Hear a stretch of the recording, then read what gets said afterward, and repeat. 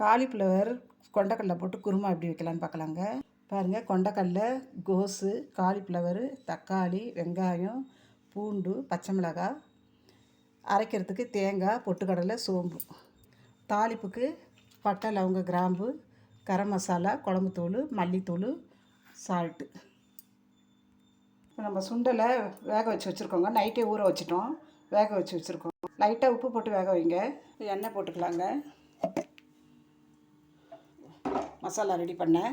எண்ணெய் காஞ்சிடுச்சுங்க. ரெண்டு பட்டை லவங்க போட்டுக்கோங்க. வெங்காயம் போட்டுக்கோங்க. தேங்காய், பொட்டுக்கடலை, சோம்பு போட்டுக்கோங்க. வதக்கியாச்சு. தக்காளி போட்டுக்கோங்க. கொஞ்சம் கரம் மசாலா போட்டுக்கோங்க. குழம்புத்தூள் போட்டுக்கோங்க. மல்லித்தூள் போட்டுக்கோங்க. மசாலாலாம் ரெடி பண்ணி எடுத்து வச்சுருக்கோம். அதை அரைக்கணும், ஆறட்டுங்க. கொஞ்சம் எண்ணெய் விட்டுக்கலாங்க. இதில் 2 பட்டை லவங்க போட்டுக்கோங்க. கருவேப்பிலை, பச்சை மிளகாய் போட்டுக்கோங்க. பூண்டு போட்டுக்கோங்க. நம்ம என்ன காய் வேணால் போட்டுக்கலாம், நம்ம இஷ்டம். கொஞ்சம் வெங்காயம் போட்டுக்கோங்க. மசாலாவுக்கு ரெடி பண்ணிவிட்ட வெங்காயம்னா இதில் 2 தக்காளி தூள் போட்டுக்கோங்க. காலிஃப்ளவர் போட்டுக்கோங்க. முட்டைக்கோஸ் போட்டுக்கோங்க. தேவையான அளவு உப்பு போட்டுக்கோங்க. சுண்டலில் 2 போட்டுக்கோங்க.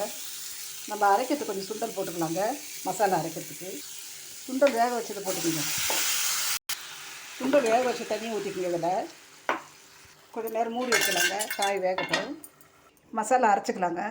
மசாலா அரைச்சாச்சுங்க. காய் வெந்துட்டுருக்குது. மசாலா அதில் போட்டுக்கலாங்க.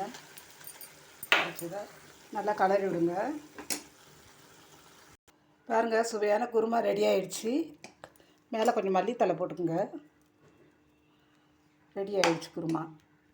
சுவையான காலிஃப்ளவர் சுண்டக்கடலை குருமா ரெடி. சென்னான்னு சொல்லுவாங்க. சென்னா, காலிஃப்ளவர், முட்டைக்கோஸ் குருமா ரெடி. எந்த காய் வேணால் போட்டுக்கோங்க. செஞ்சுட்டு எப்படி இருக்குன்னு சொல்லுங்கள்.